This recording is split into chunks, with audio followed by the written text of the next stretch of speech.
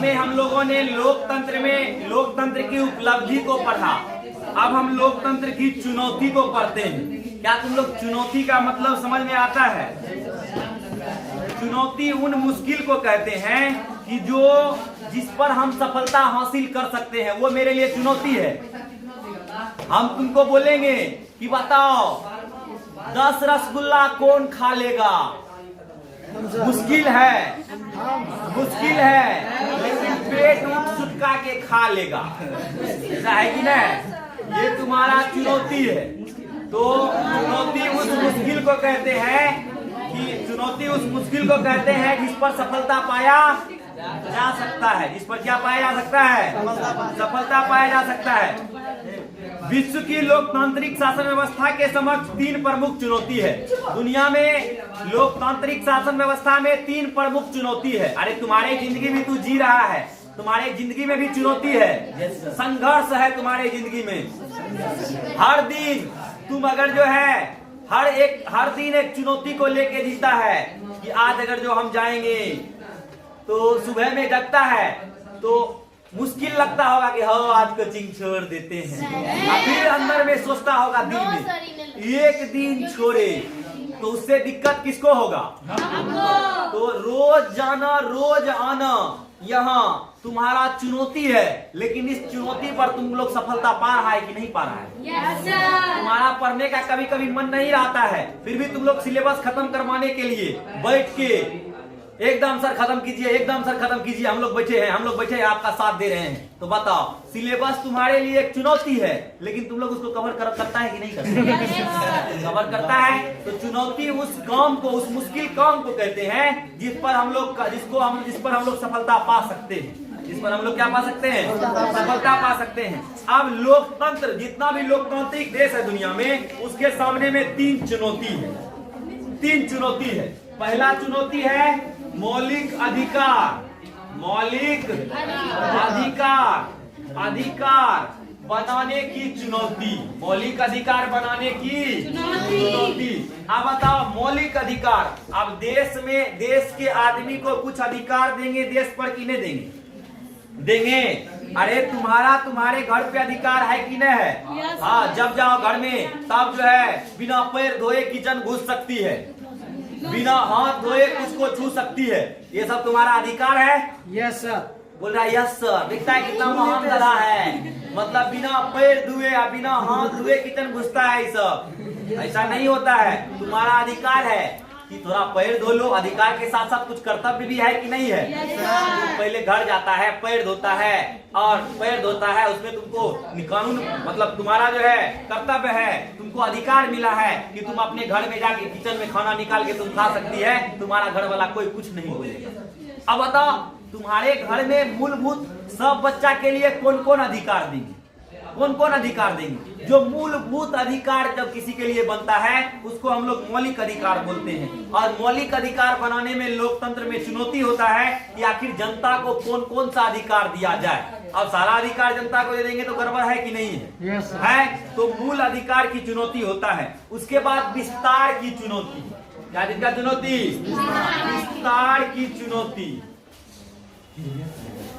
विस्तार की चुनौती होता है। लोकतंत्र को विस्तार करने में बहुत समस्या का सामना करना पड़ता है। विस्तार की चुनौती होता है। लोकतंत्र को मजबूत करने की चुनौती। लोकतंत्र को मजबूत करने की चुनौती। लोकतंत्र को मजबूत करने की चुनौती होता है कि लोकतंत्र को हम मजबूत कैसे करेंगे। अच्छा, क्या लगता है कि समाज में जो है आए दिन तुम लोग देखता है रोड पर जिंदाबाद मुर्दाबाद, सही है कि गलत है? सही है। ये जो है लोकतंत्र की एक चुनौती है, और इस चुनौती से लोकतंत्र मजबूत होता है कि कमजोर होता है? मजबूत होता है। और लोकतंत्र को मजबूत बनाने की चुनौती है। मजबूत बनाने में कुछ ऐसा समस्या है जो लोकतंत्र को मजबूत नहीं होने देता है। उस समस्या के बारे में हम लोग आगे डिस्कस करेंगे। तो तीसरा चुनौती क्या है? लोकतंत्र को मजबूत बनाने की चुनौती।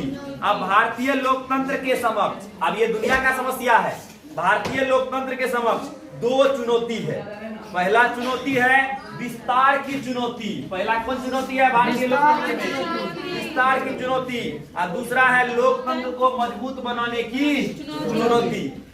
और विस्तार की चुनौती और लोकतंत्र को मजबूत बनाने की चुनौती। भारतीय लोकतंत्र के सामने यह समस्या है, लोकतंत्र को विस्तार कैसे करेंगे, लोकतंत्र का विस्तार कैसे होगा। विस्तार की चुनौती है और लोकतंत्र को मजबूत बनाने की चुनौती है।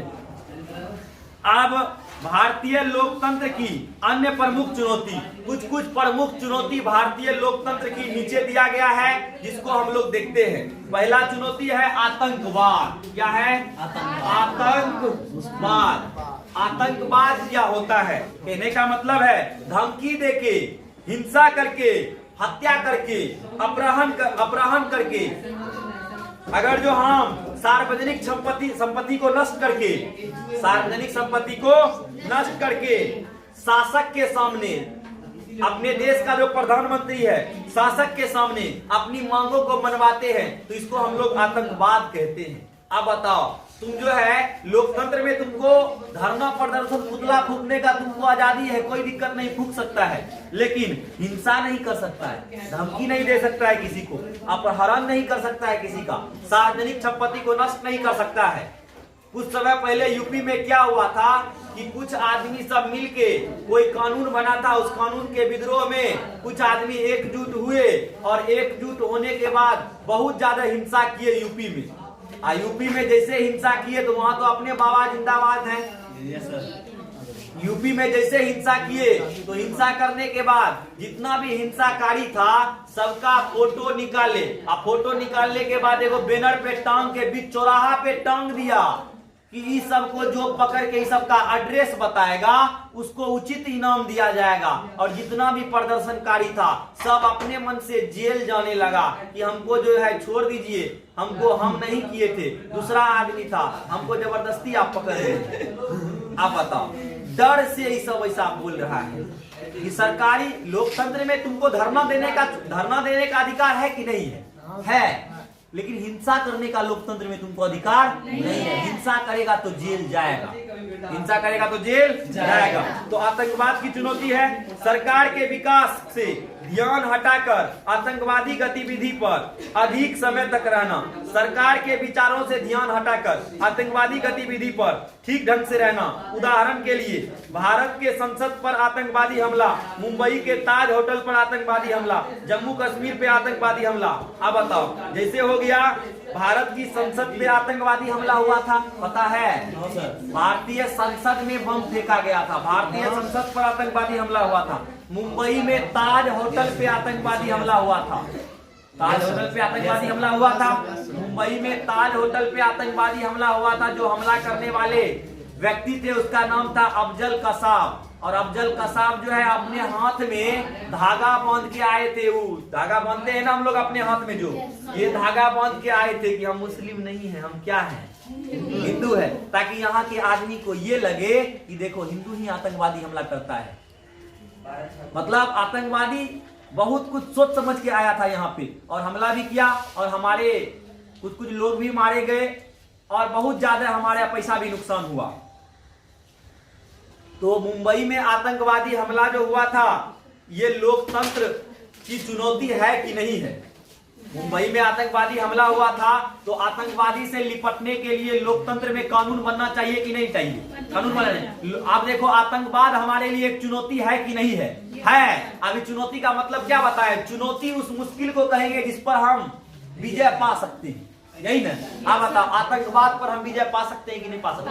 पा सकते हैं। पा सकते हैं कि नहीं पा सकते हैं? पा सकते हैं। जब आतंकवादी ताज होटल में हमला किया तो उस समय के बाद एक व्यक्ति थे, उसको पकड़ने के लिए, उसका नाम था तुकाराम, पुलिस कांस्टेबल था, और आतंकवादी को वो पकड़ लिया और पूरा भर पंजा को पकड़ के जो है उसको रखा, मतलब पूरा बढ़िया से पकड़ के रखा, और आतंकवादी जो है उसको गोली मार दिया। लेकिन उसके शरीर में, उस कांस्टेबल के शरीर में जब तक जान था तब तक वो आतंकवादी को पकड़ के रखा और हिलने नहीं दिया, और तब आतंकवादी पकड़ा गया। नहीं तो जिंदा नहीं पकड़ा था आतंकवादी। तो खैर, हमारे देश में उस वीर के लिए हम लोग एकदम उस वीर का सम्मान करेंगे जो वीर हमारे देश की रक्षा करते हैं। तो खैर, आतंकवाद लोकतंत्र की चुनौती है कि नहीं है? आतंकवाद लोकतंत्र की चुनौती है। अब उसके बाद है जातिवाद। वाद का मतलब बताए थे कि सोचना। आतंकवाद बोल रहा है तो जो आदमी आतंक के बारे में सोचता है वो आतंकवादी है। जो आदमी सोचता है वहां कैसे बम फोड़े, जो आदमी सोचता है फलना आदमी का कैसे हत्या करे, तो ये क्या है? आतंकवाद। वाद मतलब सोचना। जाति के बारे में जो सोच रहा है तो ये क्या होता है? जातिवाद। अब लोकतंत्र की चुनौती है कि जाति के आधार पे मतदान होता है, जाति के आधार पे देखता है। एक बार लालू प्रसाद यादव अपने एक स्पीच में बोल रहे थे कि आजकल का नेता सब यादव को बेवकूफ समझता है। यादव को जब भैंस नहीं पटक सका तो ये नरेंद्र मोदी पटक देगा? अब सोच सकता है, एकदम कहने का है। अब बताओ, अगर जो ऐसा बात बोल रहा है, ऐसा बात बोल रहा है तो जातिवादी है कि नहीं? यस सर है। किसी एक विशेष जाति के बारे में सोच रहा है, बताओ जातिवादी है कि नहीं? जातिवादी है। उसके बाद जातिगत आधार पर संघ या संगठन बनाना। आदमी जाति के आधार पर भी संघ बनाता है। यादव संघ, सिंह संघ, ऐसा बनता है कि नहीं? ग्रुप सब्जी।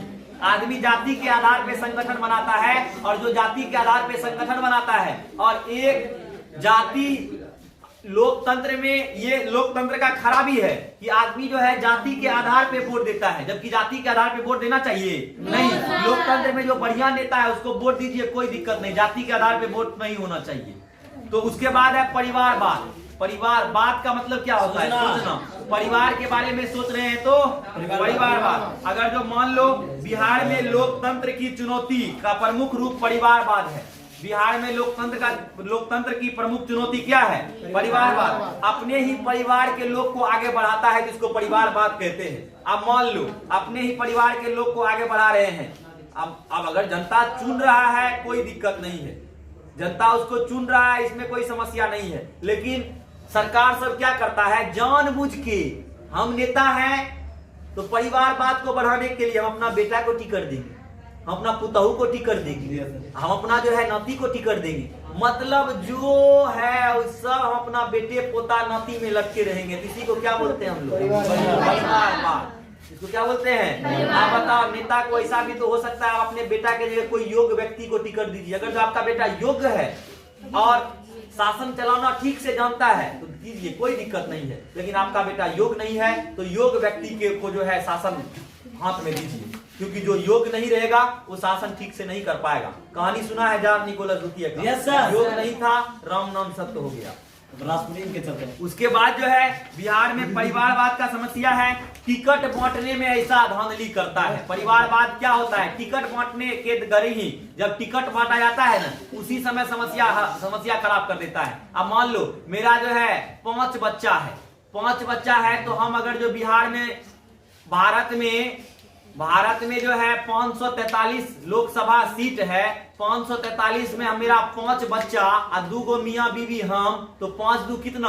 हम पार्टी का अध्यक्ष है, मेरा राष्ट्रीय पार्टी है, तो अगर जो हम 7 गो टिकट हम अपना परिवार को दे कि मेरा बेटा लड़ेगा, वो मेरी बेटी लड़ेगी, मेरी बहू लड़ेगी, बहू मतलब कन्या, मेरी पत्नी लड़ेगी, मेरी पुतौह लड़ेगी, बहू लड़ेगी, तो बताओ ऐसे करते करते अगर जो सब अपने परिवार वाला को टिकट दे रहे हैं तो परिवारवाद है कि नहीं? Yes sir. परिवारवाद है कि नहीं है? तो परिवारवाद होना चाहिए, नहीं होना चाहिए। अब अगला है राजनीतिक सुधार। राजनीतिक सुधार भी होना चाहिए। राजनीतिक सुधार के लिए निम्न कार्य किए जा सकते हैं। राजनीतिक सुधार के लिए अभी हम काम बता रहे हैं, उस काम पे ध्यान दीजिए। राजनीतिक सुधार कैसे करेंगे? इसकी सब चीज जो अभी समस्या बताए हैं, इस सब का सुधार कैसे कर सकते हैं? तो सुधार है कि देश में व्यापक स्तर पर शिक्षा का प्रसार होना चाहिए। पढ़ाई लिखाई का प्रसार देश में व्यापक स्तर पे होना चाहिए। शिक्षा एकदम उच्च स्तर पे होना चाहिए। शिक्षा अच्छी से दीजिए, कोई दिक्कत नहीं है। उसके बाद तब लोकतंत्र में सुधार होगा। बेरोजगारी के लिए रोजगार की व्यवस्था करें। बेरोजगार व्यक्ति जो है उसके लिए रोजगार का व्यवस्था करें। बेरोजगार व्यक्ति के लिए सरकार रोजगार का व्यवस्था नहीं करता है, आदमी भूखे मरता है तो रोड पे आता है सरकार का विरोध करने की, सरकार मुर्दाबाद है, आप जो है एकदम खराब आदमी है, हमको नौकरी नहीं दे रहे, हम भूखे मर रहे हैं। तो कहने का मतलब बेरोजगार लोग जो है सरकार उसके लिए क्या करे? रोजगार की व्यवस्था करे। सामाजिक भेदभाव एवं असमानता को दूर किया जाना। समाज में जो भेदभाव चल रहा है कि तू हाई फाई है, तू एचडी क्वालिटी का है, दूसरा आदमी लो क्वालिटी का है, लो फाय है। तो ये दिक्कत है कि समाज के भेदभाव और असमानता को क्या करना, खत्म करना, तब लोकतंत्र मजबूत हो सकता है। निष्पक्ष चुनाव होना चाहिए, जातिगत चुनाव नहीं होना चाहिए, निष्पक्ष चुनाव होना चाहिए, चुनाव में कोई धांधली नहीं होना चाहिए और सब नागरिक चुनाव में भाग ले, सब नागरिक चुनाव में भाग ले। और चुनाव में सब नागरिक भाग ले तो नागरिक पे कोई दबाव नहीं होना चाहिए कि वो नागरिक किसको वोट करेगा नहीं करेगा। कुछ कुछ देश में ऐसा होता है कि नागरिक को धमकी दिया जाता है। अरे द्वितीय विश्व युद्ध के समय जो है ना, द्वितीय विश्व युद्ध से पहले जब हिटलर जर्मनी का चांसलर बन रहा था तो हिटलर का जो सेनापति सब था, जो चेला चकिया था, सब आदमी के घर में जाके बोलता था वोट हिटलर को देना, नहीं तो समझ लेना तुम्हारा क्या हाल होगा। और आदमी सब डर से वोट हिटलर को नहीं दिया, समाजवादी को दे दिया था। लेकिन फिर भी हिटलर हेड बन गया, फिर भी हिटलर क्या बना था, हेड। तो ये प्रथम विश्व युद्ध, द्वितीय विश्व युद्ध का कहानी यूट्यूब पे डाला गया है, जिसको देखना है देख सकते हैं, जिसको नहीं देखना है उसको नहीं देख सकते हैं। तो क्या बोले, इसको नहीं देखना है तो क्या बोलेंगे, हमारे यूट्यूब चैनल देखिए तब पढ़ते, नहीं पढ़ते। इसको जरूरी है वो अपने देखिए, कुआं अपने प्यासा अपने कुआं के पास में आ जाता है, कुआं नहीं आता है प्यासा के पास। चलिए, तो खैर जो सब जो बन रहा है इस सबको आप लोग देखिए जाके, कम से कम एक बार इधर क्लियर एक बार उधर क्लियर, पूरा क्लियर हो जाएगा। अब तो तुम लोग को अच्छा व्यवस्था है, क्लास में जो पढ़ा रहे हैं वो डाला भी जा रहा है वही सेम बात। पहले के जमाने में तो डालते भी नहीं थे, अब एक बार जो सुना दिए वही सुनो। ऐसा इसलिए करते थे कि ताकि, अब ऐसा इसलिए कर रहे हैं ताकि तुम्हारा पढ़ाई अच्छा से हो। खैर, तो राजनीतिक दलों की व्यापक भागीदारी, मतलब राजनीतिक दल में जो है अच्छा लोग की भागीदारी दीजिए, ईमानदार लोग को राजनीतिक दल में रखिए, ईमानदार लोग जो है उसको राजनीतिक दल में रखिए, बेईमान लोग को राजनीतिक दल में नहीं रखिए। पंचायती राज व्यवस्था को मजबूत करना, अगर जो पंचायत को मजबूत कर दिए, गांव के लोग को मजबूत कर दिए, गांव के लोग को शिक्षित कर दिए तो लोकतंत्र अपने मजबूत हो जाएगा। गांव के लोग को शिक्षित कीजिए, इसीलिए सरकार जो है गांव के लिए अधिक कल्याणकारी योजना निकालता है। सरकार गांव के लिए योजना निकालता है कि नहीं निकालता है? नल जल योजना, सड़क योजना, हर घर रोशनी योजना, बेटी उत्थान योजना, बेटी बचाओ बेटी पढ़ाओ योजना, ढेरी योजना सरकार बनाता है ताकि जो है समाज का कल्याण हो सके, नरेंद्र मोदी, समाज का कल्याण हो सके। उसके बाद है कि हमारे देश का प्रमुख समस्या है क्या कि विधायिका में जो होता है ना, विधायिका में नेता उता बनने में महिला का जनसंख्या बड़ा कम रहता है। महिला का जनसंख्या कम नहीं रहना चाहिए। शासन ऐसा नहीं है कि शासन सिर्फ पुरुष से ठीक से चला सकता है, शासन महिला भी ठीक से चला सकती है। अरे इंदिरा गांधी भारत की प्रधानमंत्री 1972 में पाकिस्तान का एक भाग छोड़ के बांग्लादेश बना दिया, तो कैसे नहीं हम समझे कि इंदिरा गांधी जो है शासन को अच्छा से चलाई। तो कहने का मतलब है कि शासन को जो है महिला भी अच्छा से चला सकती है, शासन में महिला को भी भागीदारी होना चाहिए। आदमी सब कहावत कहता है कि महिला के दिमाग रहता है पास में, महिला को दिमाग ही रहता है। एक आदमी जो है एक राजा था और वो राजा जो है उस राजा के दरबार में एगो बहुत बड़का व्यक्ति एगो मछुआरा आया, समझो बढ़िया से सब। उस राजा के दरबार में एगो मछुआरा व्यक्ति आया, मछुआरा व्यक्ति एगो बड़ा मछली लेके आया, मछली लेके आया राजा के दरबार में। राजा को बड़ा मछली पसंद आया तो राजा बोला क्या रुपया, तो मछुआरा बोला 100 सिक्का। तो राजा 100 सिक्का दे दिया मछुआरा को। अब मछुआरा जब जाने लगा तो रानी को बहुत गुस्सा आया कि 100 सिक्का में ये मछली कैसे। तो रानी मछुआरा से पूछी कि अच्छा बताओ ये मछली नर है कि मादा, कि मछली आदमी है कि औरत, बताओ। तो वो आदमी बोल रहा है जो मछुआरा है वो बोला ये मछली ना ही नर है और ना ही मादा। तो राजा उसके बात को सुन के जो है 100 सिक्का और दिया। अब उसके बाद उसका 2-4 गो सिक्का गिर गया, 2-4 गो सिक्का गिर गया तो आदमी उठा के प्रणाम करके उस सिक्का को फिर से रख लिया।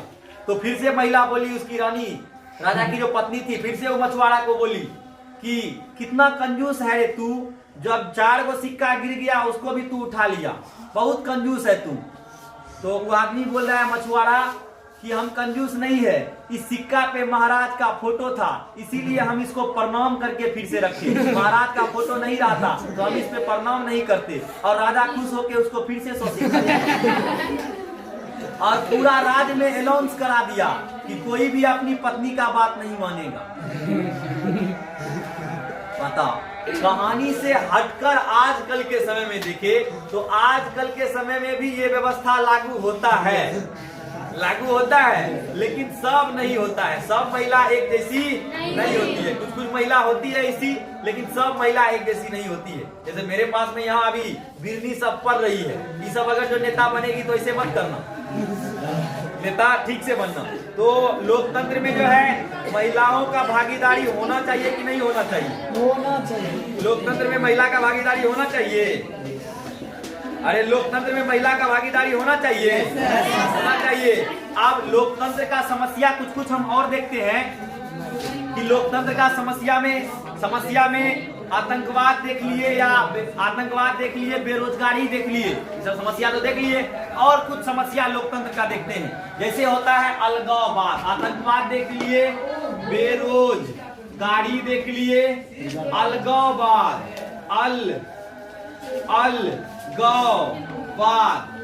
अलगाववाद। लोकतंत्र में अलगाववाद भी होता है। क्या तुम लोग अलगाववाद समझता है? अलगाववाद का मतलब होता है भाषा, जाति या नस्ल के आधार पर अलग देश का नाम, अलग देश का मांग करना अलगाववादी कहलाता है। अब बताओ, पाकिस्तान का कुछ नेता है, पंजाब में कुछ नेता है जो चाहते थे कि पंजाब में जो है, पंजाब के जगह एक अलग देश बनना चाहिए, उस देश का नाम खालिस्तान होगा। क्या होगा?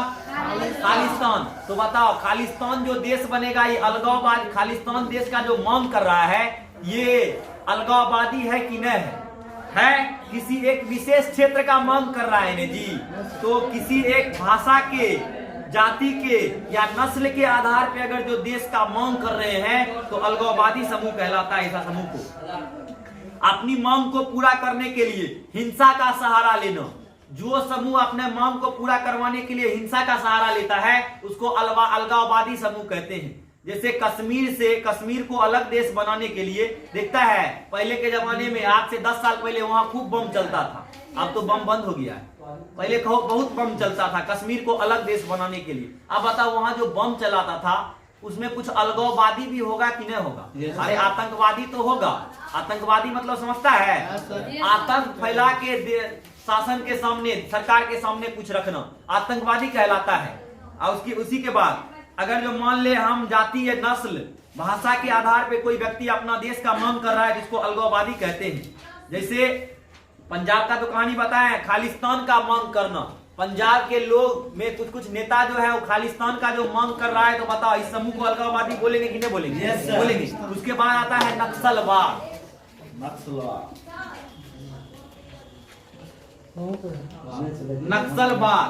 नाम सुना है? नक्सलाइट नाम सुना है? नक्सलवाद क्या होता है? लोकतांत्रिक व्यवस्था पर नक्सलवाद विश्वास नहीं करता है। नक्सलवाद लोकतांत्रिक व्यवस्था पर विश्वास नहीं करता है। लोकतांत्रिक व्यवस्था पर नक्सलवाद तो विश्वास से नहीं रहता है। इसका काम होता है, इसका उद्देश्य है कि लोकतांत्रिक सरकार को खत्म करना। नक्सलवाद का क्या उद्देश्य है? लोकतांत्रिक सरकार को खत्म करना। और नक्सलवाद भी अपना बात मनवाने के लिए हिंसा का सहारा लेता है। नक्सलवाद भी अपना बात मनवाने के लिए क्या का सहारा लेता है? हिंसा का। और छत्तीसगढ़ में नक्सलवादियों की संख्या अधिक ज्यादा है। पहले बिहार में भी था, लेकिन नक्सलवादी धीरे धीरे बिहार में खत्म हो गया। उसके बाद है भ्रष्टाचार। भ्रष्टाचार क्या होता है? जैसे सरकार द्वारा बनाया गया जन कल्याणकारी, लोगों के लिए कल्याणकारी योजना को कम मात्रा में लोगों तक पहुंचाना, ये जो है भ्रष्टाचार है। अब मान लो आजकल तो सरकार तुम्हारे अकाउंट में 2000 भेजता है तो डायरेक्ट तो ये 1000 आता है, कोई भ्रष्टाचार नहीं होता है। पहले के जमाने में पैसा सरकार तुम्हारे पास में भेजता है तो कोई भ्रष्टाचार होता है? 2000 किसान को भेजता है सरकार तो ये 1000 आता है। लेकिन पहले के जमाने में बड़ा भ्रष्टाचार होता था इस सब के साथ में। सरकार अगर जो दिल्ली से किसान के लिए 2000 रुपया भेजा तो रास्ते में आते आते किसान के पास में 200 रुपया बचता था। 1800 रुपया बीच रास्ते में खत्म हो जाता था। तो बताओ 1800 रुपया भ्रष्टाचार का भेंट चढ़ जाता था। लेकिन आज ऐसा नहीं है। आज तुम लोग सरकार जो है तुम्हारे अकाउंट में जितना पैसा भेजता है उतना पैसा तुम्हारे अकाउंट में आता है, 1 रुपया इधर से उधर नहीं होता है, होता है नहीं। उसके बाद जो है भ्रष्टाचार, फिर भी हमारे देश में भ्रष्टाचार अभी भी फैला है कि नहीं फैला है? फैला है। सरकार देता है टेंडर ठेकेदार को कि रोड बनाइए, बढ़िया क्वालिटी का सीमेंट दीजिएगा, और नेता सब जो ठेकेदार सब होता है वो घटिया क्वालिटी का सीमेंट डाल देता है, 2 महीना में रोड टूट जाता है। ऐसा होता है कि नहीं होता है? बताओ, इसको भ्रष्टाचार बोलेंगे कि नहीं बोलेंगे? भ्रष्टाचार बोलेंगे। तो उसके बाद होता है काला धन। अब तुम लोग सुना होगा कि आदमी तो सुने थे काला काला गोरा, लेकिन धन काला गोरा नहीं सुने हैं। और कौन सा क्रीम लगाएगा कि धन गोरा हो जाएगा? इस धन में फेयर एंड लवली काम करता है, लेकिन फेयर एंड लवली दूसरा डिजाइन का होता है। तो काला धन क्या होता है कि जो धन कमाने के बाद सरकार को हम लोग टैक्स नहीं देते हैं, उस धन को क्या बोलते हैं? काला धन। जो धन कमाने के बाद सरकार को टैक्स नहीं देते हैं उसको क्या बोलते हैं? काला धन। अब अगर जो मान लो सरकार जो है नियम बनाया है कि जो आदमी 5 लाख से ज्यादा सालाना कमाता है उसको कुछ रुपया सरकार को टैक्स देना पड़ेगा, और जो आदमी ईमानदारी पूर्वक सरकार को टैक्स भर देता है उसको कोई दिक्कत नहीं है। लेकिन कुछ आदमी ऐसा होता है, वो लगता है कि 5 लाख रुपया ईमानदारी से कमाए हैं, सरकार को टैक्स देंगे तो बड़ा गड़बड़ है, नहीं देंगे, घरे में रख लेते हैं। ऐसी धन को कौन धन बोलते हैं? काला धन। जब सरकार को पता चलता है ये आदमी जो है गद्दी रख रहा है अपने घर में, जो अनबाड़ी के अंदर में, सरकार को जब पता चलता है तो सरकार तुरंत आयकर विभाग को भेजती है। और जब इनकम टैक्स ऑफिसर आता है उसके घर में, अगर जो छापा मार किया तो छापा मार करने पर अगर जो भी नोट पकड़ाता है सारा नोट को जब्त कर लिया जाता है, सारा नोट को जब्त कर लिया जाता है। अब उसके बाद होता है कि बेरोजगारी की समस्या। बेरोजगारी के बारे में तो बता दिए। काला धन समझ में आया ना क्या होता है? पैसा धन जिसको कमाने के बाद सरकार को टैक्स नहीं दिया जाए उसको क्या बोलते हैं? काला धन। अब बेरोजगारी के कारण से भी लोकतंत्र कमजोर होता है। उसके बाद होता है अन्य समस्याएं। सरकार के तीनों अंग कार्यपालिका, विधायिका और न्यायिका के बीच में टकराव होते रहता है। कभी कभी हमको सरकार के तीनों अंग कार्यपालिका, विधायिका और न्यायपालिका तीनों के बीच में जो है टकराव होते रहता है। कभी कभी देखा होगा सरकार कोई कानून बनाया लेकिन न्यायालय जो है उस कानून को रद्द कर देता है, जिसके कारण से सरकार और न्यायालय के बीच टकराव बढ़ जाता है। तो लोकतंत्र में तीनों अंग के बीच अगर जो समन्वय नहीं रहेगा, तीनों अंग कार्यपालिका, विधायिका और न्यायपालिका मेल जोल के नहीं रहेगा तो लोकतंत्र कमजोर होगा। उसके बाद है क्षेत्रवाद। बाद मतलब सोचना। अगर जो कोई व्यक्ति अपने क्षेत्र के बारे में ही सोच रहा है तो उसको क्षेत्रवाद बोलेंगे। अब बताओ, भाषीय या भौगोलिक स्तर पर, क्षेत्र के स्तर पर अलग प्रवेश की मांग करना, मतलब अपने अलग क्षेत्र का मांग करने की प्रक्रिया को क्षेत्रवाद कहलाता है। जैसे अभी बिहार में एक आंदोलन चल रहा है कि बिहार से जो है मिथिला राज अलग होना चाहिए, बिहार से मिथिला राज अलग होना चाहिए। बता, इसको क्षेत्रवाद बोलेंगे कि नहीं बोलेंगे? बोलेंगे। इसमें जो व्यक्ति इसके लिए बिहार से मिथिला को अलग करने के लिए लड़ रहे हैं, इसको क्षेत्रवादी बोलेंगे कि नहीं बोलेंगे? किसी एक विशेष क्षेत्र के लिए लड़ रहे हैं जी। गुजरात से सौराष्ट्र को अलग करने का बात कर रहा है, तो जो आदमी गुजरात से सौराष्ट्र को अलग करने का बात कर रहा है वो क्षेत्रवादी है कि नहीं है? अब बिहार में लोकतंत्र की चुनौती क्या है? भ्रष्टाचार। भ्रष्टाचार के बारे में तो बताए हैं। बिहार में लोकतंत्र का सबसे बड़ा चुनौती है भ्रष्टाचार। क्या है? भ्रष्टाचार, जातिवाद, परिवारवाद, ये सब बिहार की लोकतंत्र की महत्वपूर्ण चुनौती है। भ्रष्टाचार कैसे होता है कि बिहार में जो है वृद्धा पेंशन सब पैसा आता है। पहले पैसा आता था वृद्धा पेंशन सब वाला, तो जिसके नाम से पैसा आता था वो कम, और जो नेता उसका कम करवाता था वो ज्यादा पैसा रखता था। जॉब कार्ड सब बनता है आजकल के आदमी का।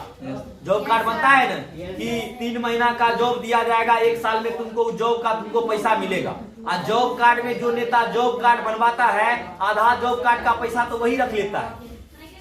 ऐसा होता है कि नहीं होता है? तो इसको ये जो है बिहार में लोकतंत्र में ये सब भ्रष्टाचार है। और ये भ्रष्टाचार लोकतंत्र में अगर जो होगा तो लोकतंत्र कमजोर होगा कि मजबूत होगा? कमजोर होगा। उसके बाद बिहार के लोकतंत्र को कमजोर करता है जातिवाद। जातिवाद क्या है? जाति के आधार पे बिहार में चुनाव होता है, बताए ना भी, जाति के आधार पे चुनाव होता है। परिवारवाद, परिवारवाद नौकरी में भर्ती में अपने अगर जो कोई नेता है नौकरी हो रहा है, कोई चीज का भर्ती हो रहा है, अपने परिवार को खाली पुश कर रहा है कि तू ही जाओ तू ही जाओ, अपने परिवार वाला को नौकरी दे रहा है, बड़ा बड़ा पोस्ट अपने परिवार वाला को दे रहा है, तो बताओ परिवारवाद है कि नहीं है? अब बिहार की प्रमुख समस्या है परिवारवाद। अब बताओ बिहार में परिवारवाद रियल में है कि नहीं है? यस सर है, बिहार में परिवारवाद रियल में है। उसके बाद राजनीतिक सुधार के लिए क्या क्या विकास होना चाहिए कि देश में व्यापक स्तर पर शिक्षा का प्रसार होना चाहिए। दूसरा, बेरोजगारी के लिए बेरोजगारों के लिए रोजगार का व्यवस्था होना चाहिए। सामाजिक भेदभाव और असमानता को दूर होना चाहिए। निष्पक्ष चुनाव और निष्पक्ष चुनाव होना चाहिए और नागरिक जो है चुनाव में भागीदारी ले और राजनीतिक दल की महत्वपूर्ण भूमिका है लोकतंत्र को मजबूत बनाने में और पंचायती राज व्यवस्था को मजबूत बनाना चाहिए।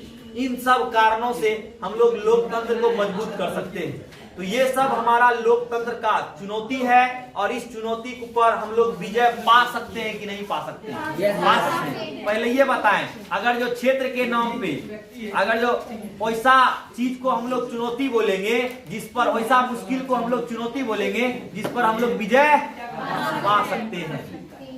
चैप्टर हो गया चैप्टर